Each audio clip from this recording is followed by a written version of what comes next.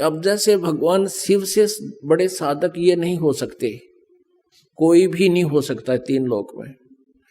और भगवान शिव को एक बार पार्वती जी ने ऐसी गलती कर दी थी कि जैसे श्री रामचंद्र जी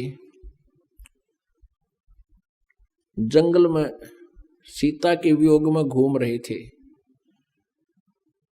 और ऊपर से भगवान शिव ने प्रणाम किया, कहा ये भगवान विष्णु है नीचे।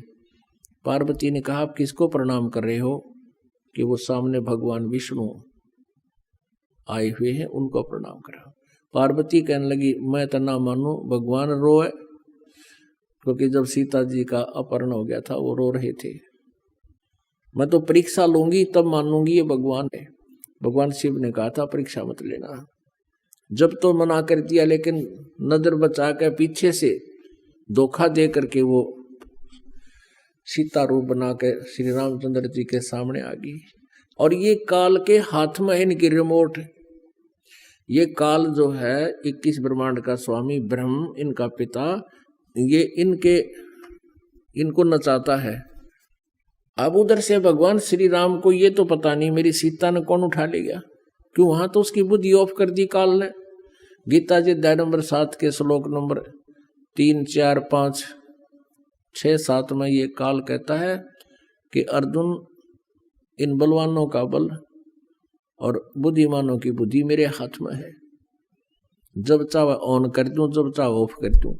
अब रामचंद्र जी की बुद्धि ऑफ कर रखी थी, उसने ये नहीं पता मेरी सीता ने कौन ले गया, उठा ले गया। उधर से जब सीता रूप बना कर पार्वती खड़ी होगी, काल ने वह ऑन कर दी बुद्धि और पहचान दी कि हे दक्ष पुत्री माया, भगवान शिव कहाँ गए, अकेली कैसे आ गई। शर्मिंदा होगी कि सचमुच आपको ठीक ही प्रणाम कर रहे थे भगवान शिव जी। तो भगवान शिव को महसूस हुआ, ये काल है ना, ये भी पक्का उस्ताद हो, तो शिव जी के मन में ये ला दिया कि ये जरूर गई होगी पाछे थे। उसने पूछा कि तू परीक्षा ले आई? अगना जी मैं ना गई कति भी। शिव जी ने जान गया झूठ बोला कि नहीं, तूने परीक्षा ली है और आज से तू मेरे पत्नी रूप में नहीं रही, तू मेरे बड़े भाई की पत्नी का रूप धारण कर लिया, मेरे लिए मां के तुल्य होगी। अब भगवान शिव ने सोचा कि मैं पार्वती को अपना सबसे कॉन्फिडेंशियल माना करता, विश्वसनीय मानता था। राजेश ने मुझे धोखा दे दिया, कल ने यह कुछ और भी कर सकती है। तो उसने सोचा भी मैंने औरत की आवश्यकता क्यों पड़ी, क्योंकि मेरे अंदर काम विषय है और यदि इस काम विषय को मैं नष्ट कर दूं, बातें खत्म हो जा, ना रहेगा बांस ना बजेगी बांसुरी। तो इस काम वासना को समाप्त करने के लिए भगवान शिव जी ने हजारों वर्ष तप किया और ये मान लिया कि मैंने अपने वासना पर काबू पा लिया। अब उधर से काल को ये बात सुहाती नहीं, खटकती है कि यदि आज शंकर जी ने ये काम वासना जीत ली, तड़के दूसरा कर लेगा, फिर यह सृष्टि उत्पत्ति कैसे होगी, मैं खाऊंगा कहां से। भगवान शिव जी के मन में प्रेरणा कर दी काल ने। किसी ने आके कहा कि आप ऐसे ऐसे, भगवान जब सागर मंथन हुआ था तो भगवान विष्णु ने मोहनी रूप बना करके राक्षसों से अमृत का कलश छीना था और उनको मदिरा का कलश दे दिया था। तो शंकर भगवान के मन में प्रेरणा होगी कि भगवान विष्णु जी का वो मोहनी रूप देखूंगा। वहां से चल पड़ा, विष्णु जी के लोक में आ गए। विष्णु जी से राम रमी हुई, नमस्कार हुआ, सब बैठ गए। तब भगवान विष्णु जी ने पूछा कैसे आए, कोई कार्य विशेष है या वैसे मिलने आए थे?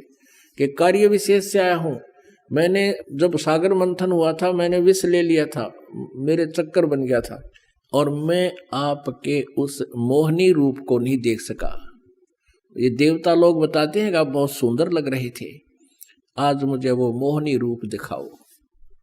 विष्णु जी हंसने लगे, बोले नाथ को कर दिखाऊंगा, वो तो कोई टाइम था और भाई ये मन शर्म आवा मैं स्त्री रूप धारण करूं। तो भगवान शिव जी बोले मैं तो उस समय जाऊंगा जब मुझे रूप दिखा दोगे। यूं बैठ गया।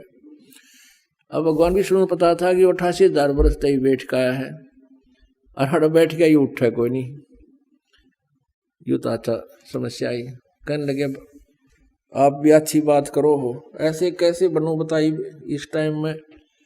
यूं कहकर अंदर अपने रेजिडेंस में प्रवेश कर गए और बाहर बरंडे में बैठे विश्व शिव जी, और सामने बहुत सुंदर स्वर्ग के वो बाग बगीचे बिल्कुल दूर तक।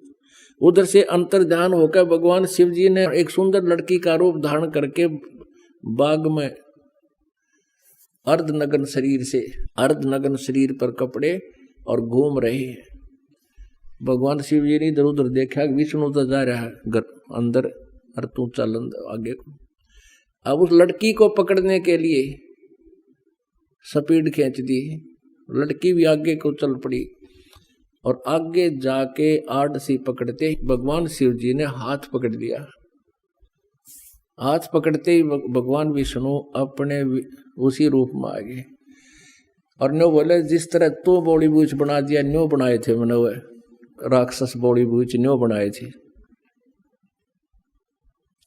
अपने आत्माओं परमात्मा कहते हैं जैसे अगन काष्ट के माही है व्यापक पर दिखे नाही, ऐसे काम देव पर चंडा व्यापक सकल दीप नौखंडा।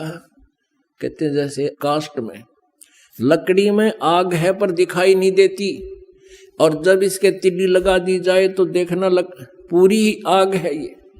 तो कहते हैं जैसे अगन काष्ट के माही है व्यापक पर दिखे नाही, ऐसे काम देव पर चंडा व्यापक सकल दीप नौखंडा।